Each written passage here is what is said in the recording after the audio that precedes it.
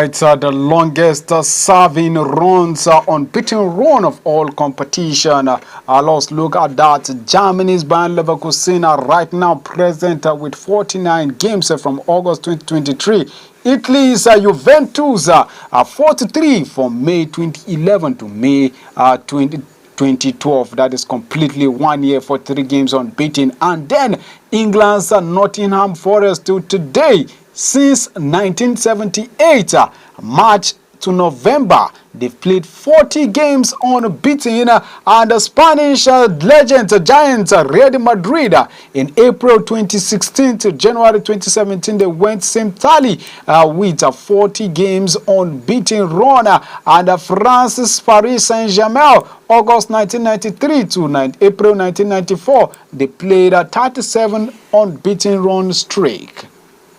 This is how the unbeaten run had continued, which means even Arsenal's unbeaten run is not recorded in the longest unbeaten runs so far in history. Germany's Bayern Leverkusen are now holding hard the top flight with 49 games unbeaten, with yesterday's Europa League triumph to the finals, and they'll be facing Atlanta in the finals of the Europa League. And right now also in the English Premier League, it is official that the Premier League's younger player of the season nominee is out, with Kobbie Maino of Manchester United, Williams Saliba of Arsenal, Destiny Udogie of Tottenham Hotspur, Alexander Isak of Newcastle, Erling Haaland of Manchester City, Bukayo Saka of Arsenal, Cole Palmer of Chelsea, and Phil Foden of Manchester City in the nominees list. And also official nominees of the Premier League Player of the Season includes none other than Martin Odegaard of Arsenal, Virgil van Dijk of Liverpool, Ollie Watkins of Aston Villa, Alexander Isak of Newcastle United, Erling Haaland of Haaland of Manchester City, and Declan Rice of Arsenal, Cole Palmer of Chelsea, and Phil Foden. Who is your pick of these players? And also the Premier League's manager of the season nominees include Pep Guardiola of Manchester City, Arsenal's Mikel Arteta, Liverpool's Jurgen Klopp, Aston Villa's Unai Emery, and Bournemouth's Adoni Iraola. These are the set of nominations coming in from the English Premier League as the season is panning out to say goodbye. Arsenal has also announced that they will be celebrating on top open balls if they win the Premier League. Just if. We'll be right back from this quick break, and then we start the program proper. My name is Ruben Musaga, RMG, and I'll be your host and guide this beautiful Friday's edition of the program, PNB Sports. We'll be right back.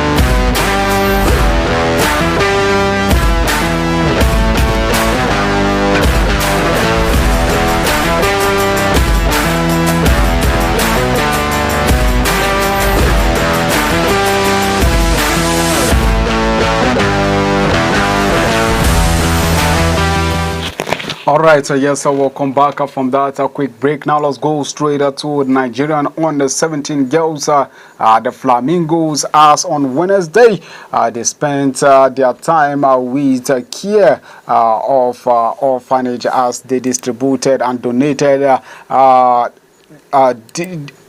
things, or should I say livelihoods, to home care in Abuja, during which they delivered messages of hope, gifts, and items to the children. Now, a statement by the director of the communications of Nigerian Football Federation, Ademola Olajire, says, as ambassadors of goodwill, they sought to uplift the spirit of the children and spread joy on scoring the true essence of sport beyond the field. The visit is not only made in the day of the youngest resident, also fosters sense of community and compassion, illustration of the power of sport to unite, inspires.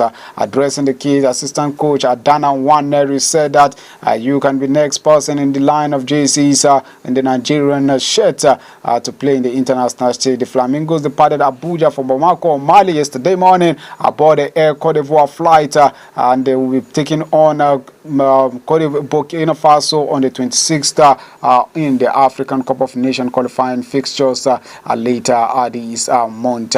All right, Manu Garba in the other side of that is in the male counterpart this time around of the under 17. The head coach Manu Garba and his Golden Eaglets will be wary for their Wafu B under 17 tournament for Niger after Ghana Black Starlets on Thursday afternoon eased past them 2-0 in a friendly match in Accra Sports Stadium. Now a goal in each half gave the Black Starlets the morale boosting win over Niger, who also used the game to prepare for the upcoming Wafu B. The goals, one each from Benjamin Hansen and Joseph Nabi, ensured the Black Starlets are set for the Wafu B Zone B on the 17th championship with optimism. A record Nigeria is in Group B with Nigeria, Togo, and Burkina Faso, while Ghana will be in Group A with Benin Republic, Ivory Coast for the Wafu Championship. Now the Wafu Zone B on the 17th championship will be used as the qualifying tournament for the African Cup of Nations on the 17 2025. Well, let's see how that goes out if they could know the secret of Niger. Meanwhile, the management of Kano Pillars has appointed 2 interim coaches to take charge of following the suspension of Abdul Mekaba. They will be taking charge of Kano Pillars. Now, Jangora Ahmed and Ahmed Yaro Garba have been assigned to oversee Kano Pillars to the remaining fixtures in the Nigerian Professional Football League this season. Ahmed and Yaro will take charge of the team following the suspension of Mekaba, as announced by the club's management on Tuesday. The veteran tactician had earlier in the week criticized the club's hierarchy for lack of professionalism. Now the new caretaker coaches played for the same Sugida in the past. Kano Pillars had actually recorded 44 points so far from the 32 games in this campaign. Wow. Tough moment for Mekaba. Let's go straight to another management this time around, and the management of Rivers International, who are not suspending anybody, but they are signing a partnership deal with 3 Enugu-based organizations to deliver value. The companies include Kitchen Pastries, now the club's official pastry provider.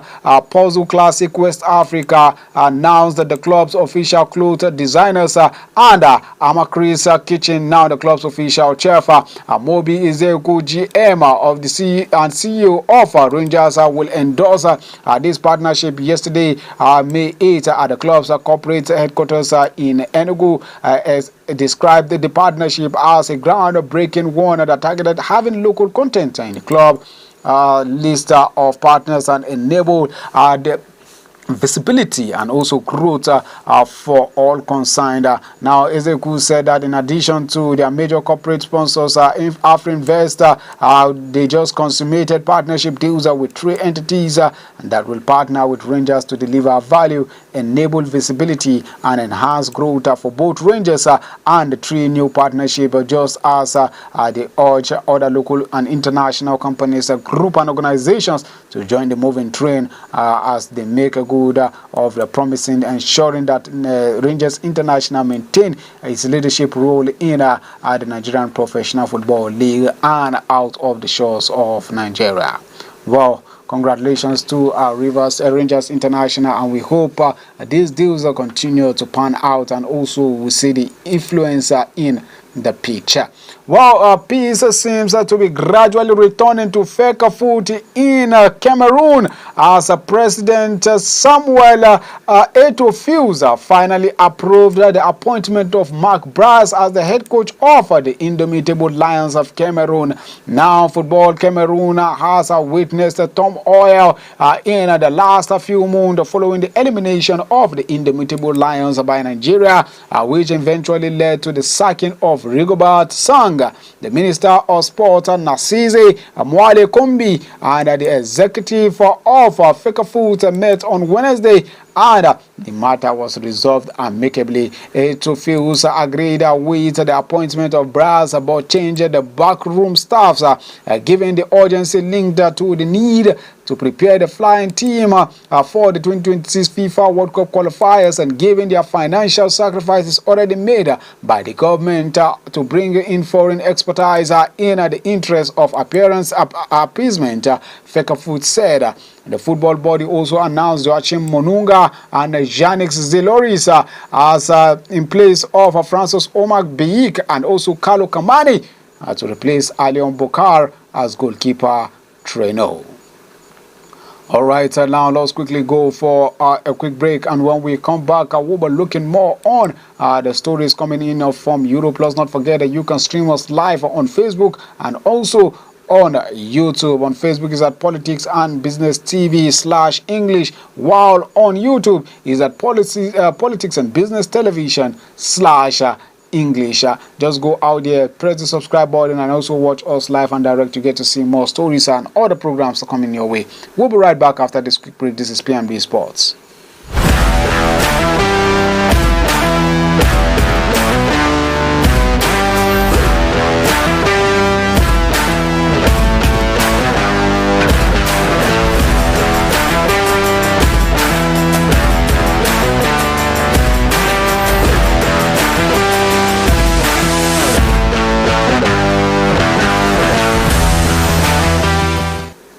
All right, so welcome back. Now let's go straight to the world governing body. FIFA is facing a threat of legal action from World Players Union, FIFA Pro, and the World League Association, which includes the Premier League, if it continues with plans to host a 32-team club World Cup at the end of the season, the next season.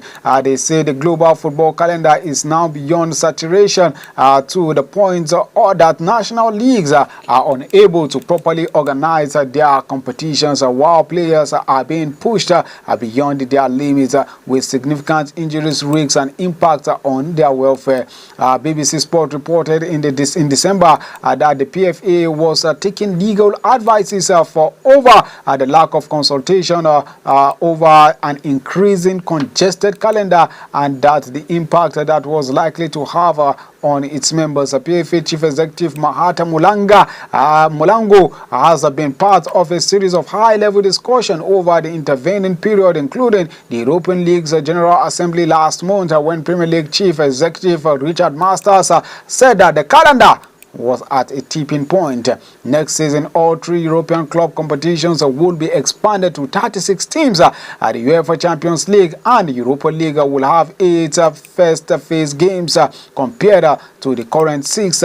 It is possible a club would have to play 17 matches to win either competition. Now, Manchester City and Chelsea are among the 12 European representatives at the expanded Club World Cup to be held in the United States in June and July next year. In a letter addressed to FIFA President Gianni Infantino and General Secretary Matthias Grasstrom, seen by BBC Sport, FIFA Pro, and the World League Association, say if FIFA extends its own competition, then it should alter orders. It adds that imposing the burden of adoption on national leagues and players is inherently abusive, and it's jeopardizing national league and affecting the health and well-being of players. However, it's understood that FIFA believes it has taken into account players' welfare with their scheduling program. It argues that in a country that has an 18-team league with one cup competition like Germany, the club World Cup and International Cup would only account for 2.3% of matches played at a club level over the course of the season. It also believed that the influential European Club Association backed the club World Cup plans in a statement in the month of December last year. All right, we leave that short. Let's go straight to Manchester City. This time around, our striker Erling Haaland could be named the Premier League Player of the Season for his second consecutive year. The 23-year-old Norwegian international has been nominated for the award alongside City teammate Phil Foden, Arsenal midfielder Martin Odegaard, and Declan Rice of Chelsea forward Cole Palmer, and Newcastle striker Alexander Isak, Aston Villa forward Ollie Watkins, and Liverpool defender Virgil van Dijk complete the season's shortlist. The winner decided by a public vote, and a Premier League panel will be announced on May 18. Now let's look at the official names of the Younger Players Award. We have Phil Foden of Manchester City, Erling Haaland of Man City, Alexander Isak of Newcastle United, Kobbie Maino of Manchester United, Cole Palmer of Chelsea, the only Chelsea player, and also for Man United, only Kobbie Maino is the only player, while Bukayo Saka and William Saliba from Arsenal, and Destiny Udogie is the only Tottenham Hotspur player. Now let's look at nominees of Premier League players, managers of the season. I beg your pardon. Premier League manager of the season, we have Mikel Arteta of Arsenal, Unai Emery of Aston Villa, Pep Guardiola of Manchester City, and the man from Bournemouth, Adoni Iraola, and also Jurgen Klopp of Liverpool. These are the club managers that will be taking home the Barclays Manager of the Season. Who do you think will be the winner of these nominations? You can go out there and make your predictions for us on the comment sections on both Facebook and YouTube. Now let's go straight to Germany. This time around, Bayern Leverkusen continued to make history and making it 49 games unbeaten in all competitions. So far so good in one football season. Xabi Alonso's side have ended Bayern Munich's dominance of German football to win the German Bundesliga, reach a first European final for more than 2 decades, and are now the longest unbeaten run since continental competition began in the world.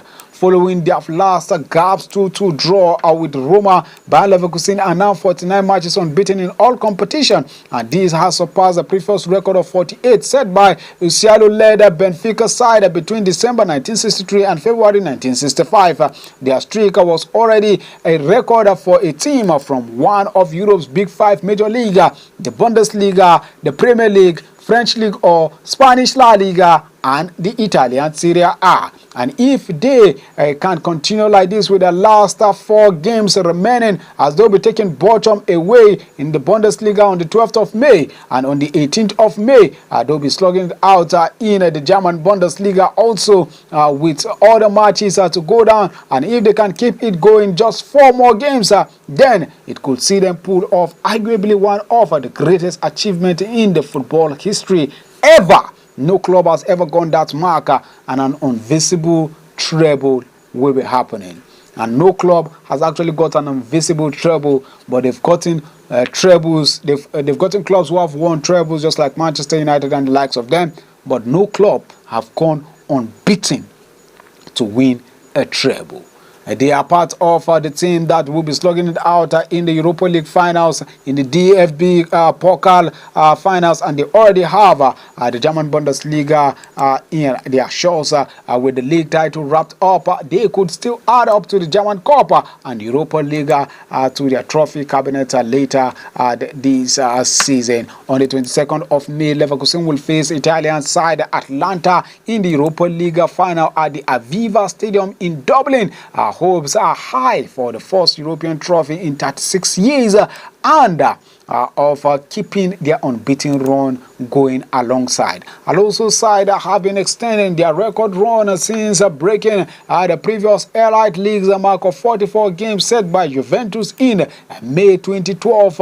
Last month, they made about 45 games unbeaten with their 1-1 draw against Borussia Dortmund in the Europa League, in the German Bundesliga, when they needed the 97th minute equalizer by Joseph Stanisic, who also scored last night to give them a first equalizer from a 1-0 down in the game last night. Bayer Leverkusen players and fans are all praying that they get a 49 undefeated games continued unbeaten streak, with Leverkusen have won 40 out of all. The remaining 9 games have been draw games. The remaining 9 games have been a draw game.